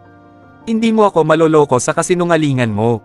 Hindi ako naniniwalang mayroong bibili ng villa para sa akin, kaya pakiusap, huwag mo ulit akong tatawagan, okay? MS. Suarez, nagsasabi ako ng totoo. Magtiwala kayo sa akin. Maniwala ka man o hindi, tatawag ako ng pulis kapag tinawagan mo ulit ako, sigaw ni Margox, galit na galit. MS. Suarez, tingnan nyo ang number. Number ito ng sales of ice ng Golden Pavilion. Kung isa talaga akong sinungaling, paano kita matatawagan gamit ang number na ito? At saka, hindi nyo kailangan na magbayad. Kailangan nyo lang pumunta sa sales office namin at pirmahan ang kontrata. Sa tingin nyo ba ipapapuntahin ko kayo sa sales office namin kung isa akong swindler? Mabilis na paliwanag ni Alfred. Nang marinig ito, tiningnan ni Margox ang caller ID sa kanyang phone screen. Upang makakuha pa ng information tungkol sa villa na nagustuhan niya, tinawagan niya noon ang sales office ng Golden Pavilion at ito rin ang eksaktong number na kasalukuyang gamit ni Alfred para tawagan siya. Oh, dear, sigurado ka bang mayroong bumili ng villa para sa akin? Napasigaw si Margox, hindi makapaniwala. Dito naman sumagi sa isipan niya ang sinabi sa kanya ni Cyrus. Kabanata 87, hindi ko pwedeng tanggapin ang villa na ito. Noong makabangga ni Margox si Cyrus sa pinto ng sales of ice, sinabi sa kanya ni Cyrus na bibilhin niya ang villa na gusto niya. Gayunpaman, akala ni Margox ay nagbibiro lamang siya at hindi iyon sineryoso. Sinabayan pa niya si Cyrus at nagbiro na pakakasalan niya si Cyrus kung talagang bibilhin nito ang villa na iyon para sa kanya. Pinili ba talaga ni Cyrus ang villa na iyon para sa akin? Paano siya nakakuha ng ganoon kalaking pera? Nanalo ba siya sa loto? Pagkatapos masiguro na hindi man loloko si Alfred, si Margox ay parehong nalilito at nagulat na tutulala. Masyadong hindi makatotohanan ang mga nangyayari. MS. Suarez, andyan ka pa rin po ba? Tanong ni Alfred. Dahil doon nagising si Margox mula sa pagkatulala at mabilis na sumagot, oo, andito pa. Ikaw ba talaga ang general manager ng Golden Pavilion? MS. Suarez, kung hindi ka pa rin naniniwala sa akin, pwede kang pumunta ngayon sa sales office namin at makikita mo. Nangangako ako sa iyo na hindi kami hihingi sa iyo ng bayad at hindi rin namin masyadong aaksayahin ang oras mo, mahinhin na sabi ni Alfred. Sige, bibilisan kong pumunta dyan, mahinang sagot ni Margox pagkatapos ay pinatay ang telepono. Tumingin siya kay Monica at sinabi, Monica, aalis na muna ako. Margox, ano nang nangyayari? Naniniwala ka ba talaga sa sinabi ng manloloko na yun? Paano magagawa ng iba na bilhin ang villa na yun para sa iyo nang walang dahilan? Huwag kang magpaloko, sabi ni Monica kumukurap sa pagkalito. Tinawagan ako ng taong yun gamit ang number ng sales office ng Golden Pavilion. At saka, inimbitahan niya ako na pumunta sa sales office at makipagkita sa kanya ng personal. Kung talagang manloloko siya, bakit niya sasabihin sa akin na pumunta roon? Malalantad lang ang mga kasinungalingan niya kapag ganon, di ba? Mahinang sagot ni Margox habang hinahanap ang susi ng kanyang kotse. Margox, siguradong hindi yan totoo maliban na lang kung talagang binili ni Cyrus ang villa na yun para sa'yo. Kung ganun, sa'yo lang niya nakukuha ang mga kinikita niyang pera at ang villa nato ay nagkakahalaga ng higit pa sa 70 million pesos. Sigurado akong wala man lang siyang 700,000 pesos. Paano pa kaya ang 70 million, bulong ni Monica? Mas maganda kung pupunta na lang ako sa sales office para makonfirm ako. Pagdating ko dun, malalaman ko kung totoo nga yun. Pagkatapos mahanap ang susi ng kanyang kotse, mabilis na lumabas si Elle. Margox ng kanyang bahay ng Nekotakong. Margox, hindi pwedeng pupunta ka roon ng mag-isa. Sasama ako sa'yo. Binaba ni Monica ang hawak niyang ice cream at dali-daling sumunod kay Margox. Pagkatapos ng higit pa sa kalahating oras, sina Margox at Monica ay dumating sa sales office ng Golden Pavilion. Pagkatapos bumaba ng kotse, natatakot na sinabi ni Monica kay Margox. Margox, sa tingin ko ay wag na tayong pumasok doon. Paano kung nakipagtulungan ang manloloko na yun sa mga staff ng sales office? Siguro may magtatali sa atin sa sandaling pumasok tayo. Natatakot ako. Huwag kang mag-ala, Monica. Nag-research na ako tungkol sa Golden Pavilion. Ang real estate development company na to ay kilala sa real estate industry sa bansa natin. Nakafocus lang sila sa mga project na may kinalaman sa mamahaling mga villa. Kaya imposible para sa ganito kalaking kumpanya na makipagtulungan sa isang manloloko para lang lokohin tayo. Sa sandaling iyon, wala sa isip ni Margox ang tanong kung niloloko ba siya. Sa halip, mas iniisip niya kung mayroon ba talagang bumili ng isang villa para sa kanya. Sigurado ka bang hindi tayo nanganganib? Tanong ni Monica, ang maganda at malaki niyang mga mata ay nagniningning. Oo, Monica, huwag kang mag-alala, sabi Margox. Naglakad siya ng Nekotakong patungo sa sales office. Nag-alinlangan ng sandali si Monica bago sumunod kay Margox. Sa sandaling si Alfred na nababalisang naghihintay sa sales office ay nakita si Margox na pumasok, lumapit siya sa babae at nakangiting sinabi, MS Suarez, mabuti naman at narito ka na kung mas natagalan ka pa at nakapagsara na sana kami. Tumingin si Margox sa paligiding sales office at walang napansin na kakaiba.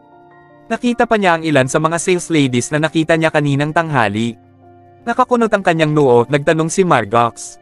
Ikaw ba ang general manager ng sales office na ta? Opo, ako nga, kinalulugod kong makilala ka, MS Suarez. Ito ang aking business card, magalang na binigay ni Alfred kay Margox ang kanyang business card at nagpatuloy, MS Suarez, dahil narito ka na, wala ka naman ng pinag-aalala, hindi ba? Napatingin si Margox sa business card ni Alfred at nagtanong sa isang mahinhin na boses, Mr. Villamor, totoo ba na may bumili ng villa na iyon para sa kin? Ano ang nangyayari? Sana naman ay hindi ito isang klase ng marketing tactic. Sa sandaling pumasok si Monica sa sales office at sinigurado na hindi sila nanganganib, naglakas loob siyang magtanong sa isang malambing na boses, Mr. Villamor, kung ganun ay pwede nang lumipat si Margox sa villa. Siyempre naman. Pakiusap ay mag-relax lamang kayo, MS Suarez, inihanda ko na ang lahat ng mga kontrata. Basta't pipirmahan mo ang lahat ng yun, ang villa ay iyo na. Huwag kang mag-alala, hindi kami manghihingi sa iyo ng pera. Ang Golden Pavilion ay isa sa top 3 companies sa real estate industry sa bansa natin at kami ang gumawa sa karamihan ng mga villa rito sa Santa Rosa. Hindi kami kailanman magsisinungaling. Sa'yo, sabi ni Alfred nang may ngiti sa kanyang mukha. Hindi ako makapaniwala, sigurado ka ba na hindi ko kailangang gumastos ng kahit piso sa villa na yon? Hindi pa rin makapaniwala si Margox sa mga sinabi ni Alfred. Opo, MS Suarez. Sinisiguro ko sa'yo. Tumingin si Alfred kay Margox at tumango. Sumama ka sa akin para makita mo ang kontrata. Nanatili lamang roon si Margox at nag-aalinlangan habang nakakunot pa rin ang kanyang noo. Pagkatapos ay sinundan niya si Alfred patungo sa meeting room. Sa sandaling makarating sila sa meeting room, nilabas ni Alfred ang kontrata at binigay ito kay Margox. Binasa niya ito ng maigi at walang nakitang problema. Isa nga iyong kontrata para sa villa na gusto niya. Basta't pipirmahan niya ang kontrata na iyon, ang villa ay kanya na. Gulat pa rin, binaba ni Margox ang kontrata na hawak niya at tinanong si Alfred nang nakakunot ang kanyang. "No, Mr. Villamor, pwede bang sabihin mo sa akin kung ano ang nangyayari?" "MS Suarez, tulad ng sinabi ko sa iyo sa telepono, may bumili ng villa na ito at hiniling sa akin na bigay iyon sa iyo." Iyon ang dahilan kung bakit kita tinawagan at pinapunta rito, marahan na paliwanag ni Alfred. Pwede ko bang malaman kung sino ang bumili ng villa na ito para sa akin? Tanong ni Margox nang may nagtatakang itsura sa kanyang mukha. Ikinalulungkot ko na hindi ko pwedeng sabihin. Iyon, MS Suarez. Sinabi sa akin ng buyer na itago ang kanyang pangalan kaya humihingi ako sa iyo ng tawad. Humingi ng tawad si Alfred sa isang mahinhin na tono. Pagkatapos noon tumingin si Margox kay Alfred tila lubos na nagtataka. Pagkatapos malaman kung ano ang nangyari, bumulong si Monica kay Margox. Margox, maaari kayang regalo yun mula kay Cyrus. Sinabi ni Margox sa isang mahinang boses paano yun naging posible. Wala nang ganoon kalaking pera si Cyrus.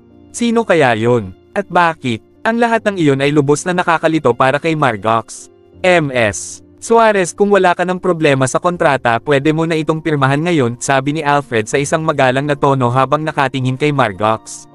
Tumingin si Margox kay Alfred at nagtanong sa isang seryosong paraan, Mr. Villamor, gusto ko pa ring malaman kung sino ang bumili ng villa para sa akin. Umiling si Alfred at sumagot, MS Suarez, lubos akong humihingi ng tawad pero hindi ko talaga pwedeng sabihin sa'yo kung sino. Nangako ako sa kliyente ko na iyon. Sige, hindi ko pipirmahan ang kontrata at hindi ko tatanggapin ang villa. Pagkatapos nun binaba ni Margox ang kontrata, tumayo at naglakad palabas ng meeting room. Kabanata 88, may balak ka bang dalhin ako sa isang hotel? Hindi kailanman pumasok sa isipan ni Alfred na tatanggihan ni Margox ang villa. Mabilis niyang hinabol si Margox at sinabi ng may ngiwi sa kanyang mukha. MS Suarez, hindi ko talaga pwedeng sabihin sa iyo kung sino ang bumili ng villa para sa'yo. Sasabihin ko naman sa'yo kung pwede lang. Pasensya na talaga, mahinang sinabi ni Margox, ayos lang. Hindi ko na lang pipirmahan ang kontrata. So, susukwan mo na ang villa na ta? Tanong ni Alfred, nagmumukhang malungkot. Hindi, pero hindi ko tatanggapin maliban na lang kung sasabihin mo sa buyer na harapin at kausapin. Ako. Gusto kong malaman kung bakit niya binibigay sa akin ang villa na tanang hindi man lang pinag-isipan kung gusto ko ba to tanggapin o hindi. Hindi ako basta-bastang tumatanggap ng regalo mula sa iba ng walang dahilan. Kahit na gustong-gusto ni Margox ang villa na iyon, hindi iyon nangangahulugan na tatanggapin niya iyon. Nang hindi inaalam kung ano ang nangyayari at kung sino ang nagbigay noon sa kanya. Mayroon din siyang prinsipyo, yun ang pinagkaiba niya sa ibang mga babae. Kung ito ay ibang babae, malamang ay pinirmahan agad nila ang kontrata at dali-daling tinanggap ang villa. Ang villa ay nagkakahalaga ng higit pa sa 70 million pesos Sa sandaling ibenta yun, makakakuha pa sila ng at least 60 million pesos, perang sapat na para sa isang babae na mabuhay ng marangya sa natitirang oras ng kanyang buhay sa harap ng ganoong tukso. Gayunpaman si Margox ay nanatiling kalmado at makatwiran, alam na walang bagay ang nakukuha ng walang kabayaran sa mundong ito. Kaya, bago pa niya malaman kung sino ang buyer at kung bakit nito binili ang villa para sa kanya, hindi kailanman tatanggapin ni Margox ang villa na ta. Tumingin si Alfred kay Margox at nagmakaawa sa isang mahinang boses, MS Suarez, gusto ko lang matapos ang trabaho ko. Pirmahan mo na lang ang kontrata, please. Nilinaw ko naman sa'yo. Hindi ko tatanggapin ang villa na ito maliban na lang kung sasabihin mo sa akin kung sino ang bumili nito para sa akin, sagot ni Margox ng may poker face. Tumingin naman siya kay Monica at sinabi, Monica, anong ginagawa mo dyan? Pero na, Margox, siguro ay pwede nating. Si Monica ay walang intensyon na umalis sa sandaling iyon. Sa halip, nakatingin siya sa mga kontratang nasa mesa ng may kakaibang intensyon sa kanyang mga mata. Noong mapansin ni Margox na walang balak umalis si Monica, pag-alit niyang sinabi, Monica, umuwi na tayo ngayon mismo. Margox, isa tong villa na nagkakahalagang higit pa sa 70 million pesos. Basta't pipirmahan mo ang kontrata, sa'yo na ito. Sigurado ka bang aalis ka na at susukwan to? Sabi ni Monica kay Margox, tila nababalisa. Sumagot si Margox ng may seryosong mukha, hindi ko nga kilala kung sino ang nagbigay nito sa akin. Paano ko magagawang tanggapin yan? Ano bang pinag-aalala mo? Alam mo ba kung gaano karaming tao ang nangangarap na makakuha ng isang villa ng libre? Hindi ako makapaniwala na ayaw mo tong tanggapin, sabi ni Monica, bahagyang nairita sa kinikilos ni Margox. Tumingin si Monica kay Alfred at nakangiting sinabi, Mr. Villamor, ako ang pinsan ni Margox. Pwede bang ako na lang ang tumanggap ng villa kung ayaw niya tong tanggapin? Umiling si Alfred at sumagot sa isang mahinahon na boses, pasensya na pero sinabi sa akin ng aking kliyente na ang villa ay kay MS Suarez lamang dapat ibigay. Monica, hanggang kalokohan ang pinagsasabi mo. Pero na nga, Sa sobrang galit ni Margox sa mga salita ni Monica ay wala siyang masabi, dali-dali niyang hinayla si Monica palabas ng meeting room. Nang makita iyon, mabilis na sinabi ni Alfred, Ms. Suarez, pakiusap ay pag-isipan mo ito ng mabuti. Umaasa akong tatanggapin mo ang villa. Sabihin mo yan sa taong binili ang villa para sa akin, sagot ni Margox at naglakad palabas ng sales office. Nalulungkot, sinundan ni Monica si Margox palabas ng hindi nagsasalita. Ang lahat ng mga sales ladies sa sales office ay hindi makapaniwala sa kanilang naririnig, hindi nila maintindihan kung paano niya nagawang tanggihan ang isang libreng villa na nagkakahalagang higit pa sa 70 million pesos. I-asterisk ng ina, nababaliw na ba ang babaeng yon?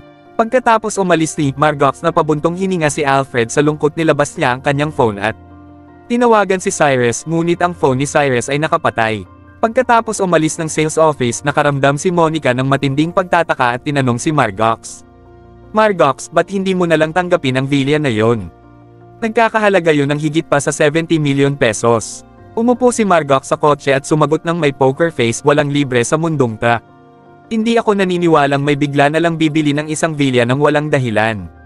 Noong lubos na naghihirap ang kumpanya ng ama ni Margox, mayroong nag-alok sa kanya na tulungan ang kanyang ama, ngunit ang kapalit nito ay kailangang pakasalan ni Margox si Cyrus. Simula ang insidente na iyon, napagtanto ni Margox na walang libre sa mundong ito. Sino ang bibilhan kang ganoon kamahal na villa tapos hindi sasabihin sa'yo kung sino siya? Masyadong kakaiba, bulong ni Monica nang may hindi pagkatuwa noong maisip niya na determinado si Margox na tanggihan ang mamahaling villa. Wala akong ideya, umiiling na sagot ni Margox. Pumasok sa isip niya ang lahat ng kakilala niya noong maisip niya kung sino ang taong iyon. Kahit na marami ang mayamang mga lalaki na nanliligaw sa kanila, wala sa kanila ang ganito kay Oman. At saka, ang kasalukuyang mga nanliligaw kay Margox ay hindi mayaman sa puntong kaya nilang bumili ng isang 70 million pesos villa para sa isang babae. Sa isang iglap, hindi makapaniwalang nanlaki ang mga mata ni Monica at sinabi, Margox, pwede kayang si Cyrus yun. Paano yung naging posible? Napangiwi si Margox, hindi siya naniniwala na kayang bumili ni Cyrus ng ganoon kamahal na villa. Margox, bakit hindi mo tawagan si Cyrus at tanungin siya? Siguro binili niya ang villa para sa'yo.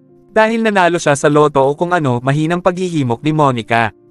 Huwag kang ang makulat, ang villa na yun ay nagkakahalagang 70 million pesos. Kahit ang mga taong nanalo ng first prize sa loto ay nakakakuha lang ng 5 milyong piso. Kung ganun, kailangang manalo ni Cyrus sa loto ng 14 na beses, parang hindi naman yun posible, sabi ni Margox sa isang malamig na boses. Tanungin mo lang kasi, siguro ay marami siyang biniling tiket ng loto. Wala na akong ibang maisip maliban sa kanya, pagpapatuloy na paghihikayat ni Monica kay Margox. Pagkatapos ng sandaling pag-alinlangan, naalala ni Margox ang pinangako niya kay Cyrus. Pagkatapos nun, nilabas niya ang kanyang phone at tinawagan ang number ni Cyrus. Pagkatapos ng ilang segundo, tumingin si Margox kay Monica at sinabi, nakapatay ang phone niya. Sandali lang, pwede kong makuha ang home address ni Cyrus. Tatanungin ko ang mga kaibigan ko. Nilabas ni Monica ang kanyang phone at nagpadala ng mga text sa kanyang mga kaibigan mula sa Laguna University. Si Cyrus ay medyo sikat sa Laguna University, kaya madali lang malaman kung saan siya nakatira. Sa sandaling makita ni Margox na sinusubukan ni Monica na kuhain ang home address ni Cyrus, nag-alinlangan siya ng 2 segundo bago mapagpasyahan na pigilan si Monica. Gayunpaman, masyado siyang curious na malaman kung si Cyrus nga ang taong bumili ng villa para sa kanya. Samantala, si Roxanne ay nasa fast food restaurant kasama si Joshua. Habang sila ay kumakain, pinag-isipan ni Roxanne ang tungkol sa tunay na pagkatao ni Joshua. Mula sa nangyari kanina, sa tingin ni Roxanne ay hindi talaga isang mayaman na tao si Joshua tulad ng sinasabi niya. Si Cyrus, sa kabilang banda, ay mukhang mas bigatin pa sa kanya. Gayunpaman, wala siyang balak na sabihin ang laman ng kanyang isipan. Baka totoo ang sinasabi ni Joshua, posible na nakalimutan lang talaga niya ang kanyang bank card noong siya ay lumabas ng kanyang bahay. Marahan na binaba ni Roxanne ang pagkain na hawak niya at tumingin kay Joshua na nakaupo sa harap niya. Roxanne, busog ka na ba? Nakangiting tanong ni Joshua. Tumango si Roxanne at sumagot, oo. Pwede mo ba akong ihatid pa uwi? Dahil doon, si Joshua ay nabigla at sinabi sa isang mahinhin na tono, well, maaga pa naman at saka nakabili na ako ng 2 movie ticket ngayon lang. Paano kung manood muna tayo ng movie? Sorry, pero medyo pagod kasi ako ngayong araw. Gusto ko nang umuwi para magpahinga, bulong ni Roxanne. Nakatingin sa kanya, nag-alinlangan si Joshua ng sandali at marahan na sinabi, Roxanne, malayo ang bahay mo mula rito. Mas maganda kung hindi ka muna uuwi. Ngayong gabi o kung di, hindi ka makakapagpahinga ng maayos. Kumurap si Roxanne at nagtanong ng may nalilitong itsura sa kanyang mukha, saan ako pupunta? Pwede akong kumuha ng isang kwarto sa malapit na hotel. Sa ganoong paraan pwede pa tayong magkasama ng mas matagal, nakangiting sabi ni Joshua.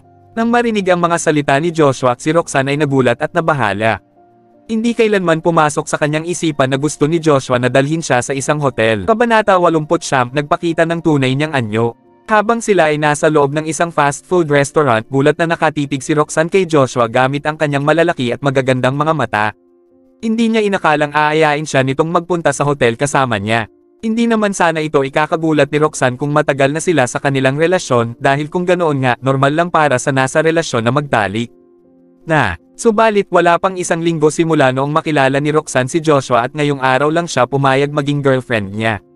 Hindi pa nga sila nagho-holding hands, ngunit gusto na agad siyang dalhin ni Joshua sa isang hotel room.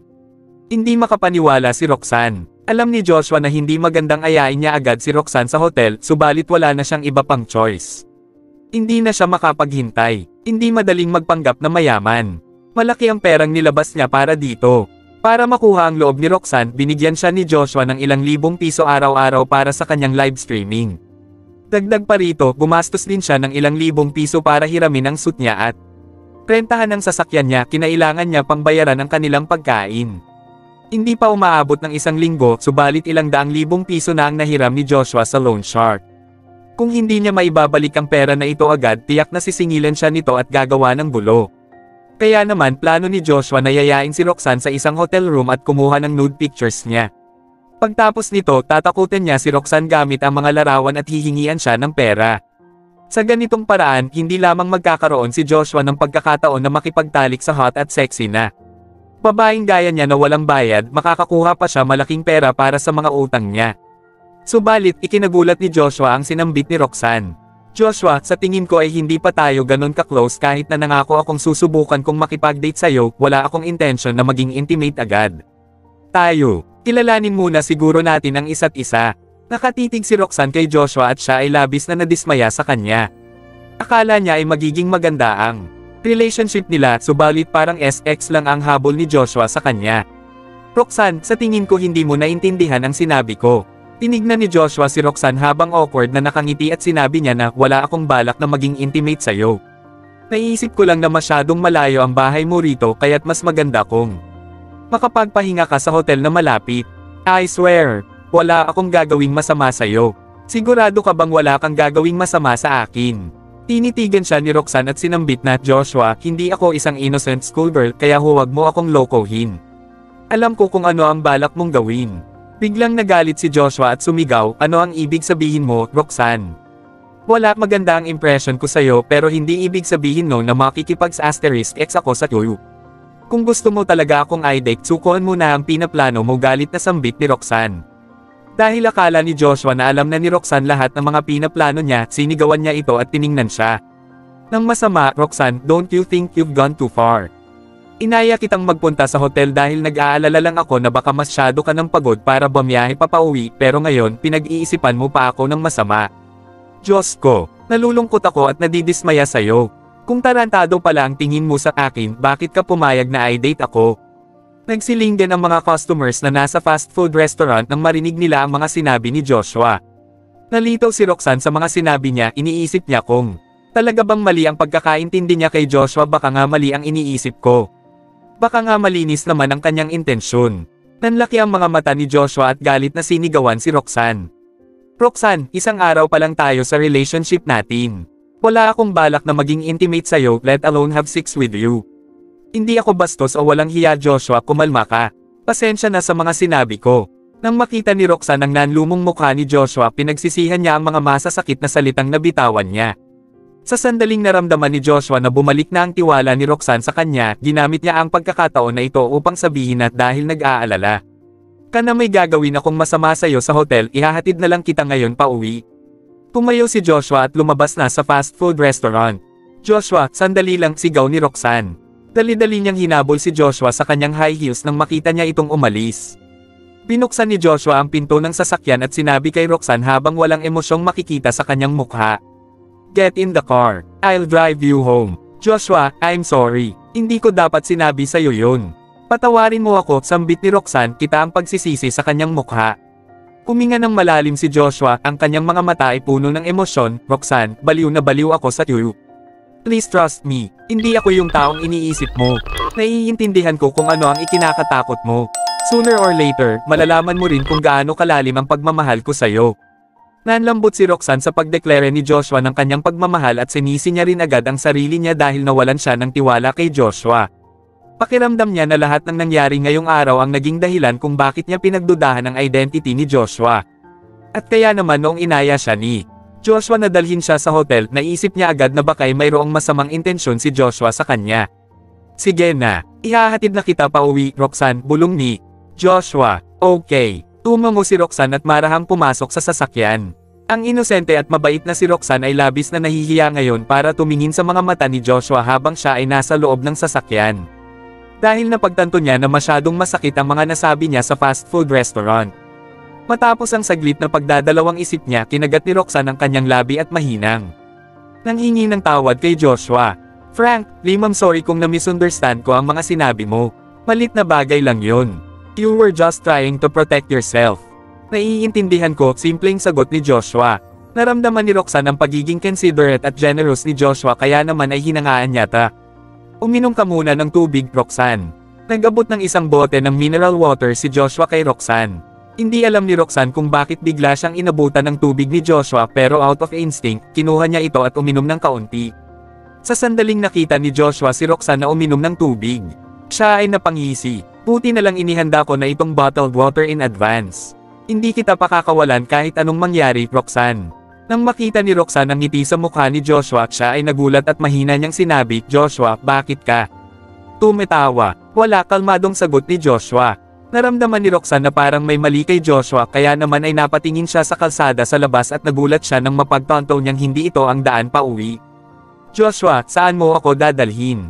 Bago pa man matapos ni Roxanne ang nais niyang sabihin, nakaramdam na siya ng hilo. At saka lamang niya napagtanto na may nilagay si Joshua sa tubig na ibinigay niya sa kanya. Kabanata 10 po, tarantado. Nakaramdam ng konting hilo si Roxanne at agad niyang napagtanto kung ano ang nangyayari. Sa sandaling inumin niya ang tubig na binigay ni Joshua, agad siyang nahilo.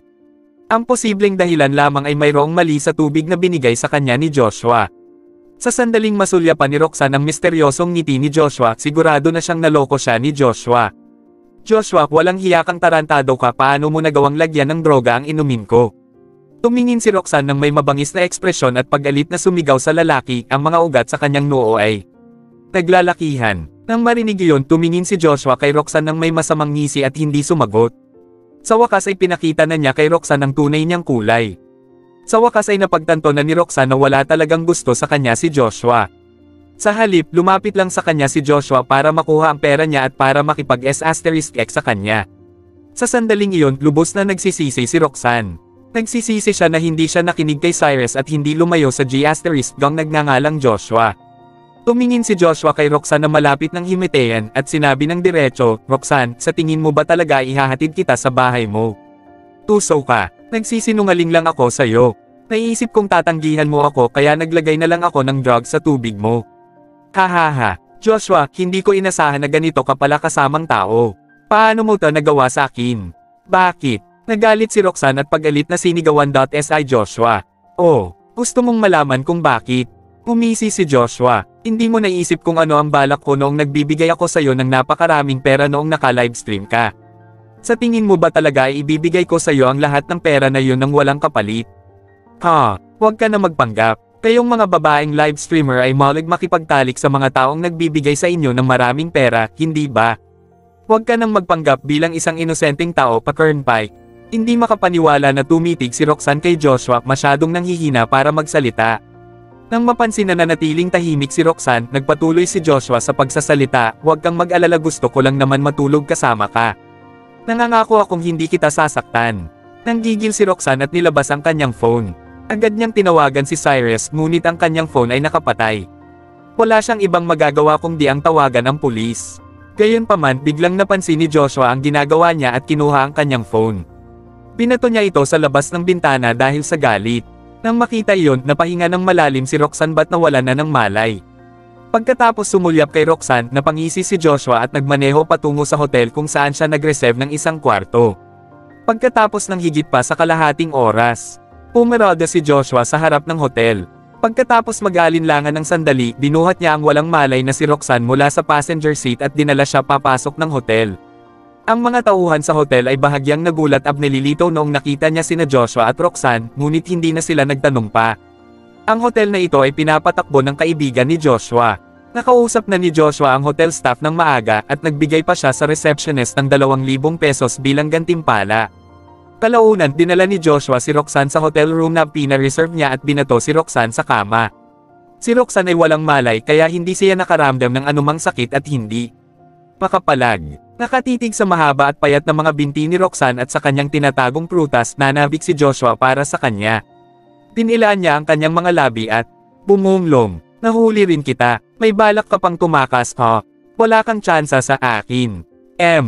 Pagkatapos noon, nilabas ni Joshua ang kanyang mobile phone at kumuha ng ilang mga litrato ni Roxanne. Pagkatapos kumuha ng lang litrato, casual siyang pumili ng isang larawan ng magandang mga binti ni Roxanne at i-post ito sa forum ng may caption na, "Tingnan niyo. Ang magandang live streamer ay nakahiga ngayon sa kama ko." Wala pang isang minuto pagkatapos itong ma-post, 10,000 mga tao ang nag-like nito at nag-comment. "Ang galing mo, Joshua. Pakasaya ka, Joshua. Joshua, pwede mo ba kaming bigyan ng larawan ng nakahubad niyang katawan?" Marami ang mga comment na ganito. Pagkatapos silang basahin, napangiti si Joshua sa tuwa. Halata namang gusto niya ang pakiramdam na siya ay tinitingala sa internet. Pagkatapos marinig ang mga comment sa kanyang post, binato ni Joshua ang kanyang phone at lumapit kay Roxanne. "Oh, ang swerte ko talaga. Hindi ko kailanman inasahan na magagawa kong makipagtalik sa ganito. Kagandang babae." Hahat din nila ni Joshua ang kanyang mga labi at inabot ang mga damit ni Roxanne ng may masamang ngiti. Pagkatapos ng ilang segundo, hinubad niya ang t-shirt ni Roxanne, ang sexy niyang black lace bra ay makikita. Ang kanyang dibdib ay tila lalabas na sa kanyang bra sa anumang sandali, tila nagmumukhang katimpi-timpi. Hindi mapigilan ni Joshua na mapalunok at naghanda ng habarin ang palda ni Roxanne. Sa sandaling iyon, biglang nagring ang kanyang phone. Nag-aalinlangan ng sandali si Joshua pagkatapos ay tumingin sa kanyang phone. Ang taong tumatawag ay si Keyon, siya ay panandaliang natuliro, ngunit inabot pa rin niya ang kanyang phone at sinagot ito. "Keyon, ano nang maitutulong ko sa'yo?" Nakangising tanong ni Joshua. "Huwag kang ang magmaang-maangan. Kailan mo babayaran ang perang inutang mo sa kin?" Paggalit na sabi ni Keyon kay Joshua. "Keyon, pakiusap bigyan mo ako ng 2 pang araw. Pangako babayaran kita pagkatapos ng 2 araw," daldaling sagot ni Joshua. Asterisk ng ina naman. Naaalala mo pa ba kung ilang beses mo nang hindi tinupad ang pangako mo? Higit na sa 100,000 pesos ang hiniram mo sa kin. Hindi mo ba yun babayaran? Binabalaan kita, huwag mo akong niloloko, kung di ay magsisisi ka. Si Keyon ay mukhang naiirita at sumigaw ng malakas. "Keyon, pakiusap, intindihin mo ako. Pangako kong babayaran din kita." Sa katunayan, nagawa kong lokohin ang isang babaeng live streamer kaya malapit na rin akong makakuha ng maraming pera. "Bigyan mo na lang ako ng 2 pang araw please." Nagmamakaawang sabi ni Joshua. "Sige, 2 araw lang ang mayroon ka. Ito na ang huli mong pagkakataon. Kung hindi ko makukuha ang pera sa iyo sa susunod na 2 araw, makikita mo ako sa pinapasukan mong eskwelahan." Nag-aalinlangan si Keyon at sumagot sa isang malalim na boses. Iniisip na hindi siya magkakaproblema na makuha ang pera pagkatapos makipagtalik kay Roxanne, may kumpiyansa na sinabi ni Joshua. "Salamat, Keyon. Huwag kang mag-alala. Tiyak na ibibigay ko sa iyo ang pera pagkatapos ng 2 araw." "Sige, papatayin ko na itong tawag," walang emosyon na sagot ni Keyon at pinatay ang telepono. Sa sandaling matapos ang tawag, napakagat ng labi si Joshua at nanumpa sa isang mahinang boses. Asterisk ng ina. "Tignan natin kung may lakas ka pa rin ng loob na magsalita sa akin ng ganyan kapag may pera na ako, anak ka ng Asterisk ta." Napalingon naman siya at tumingin kay Roxanne, naghahanda ng ihubad ang mga damit niya.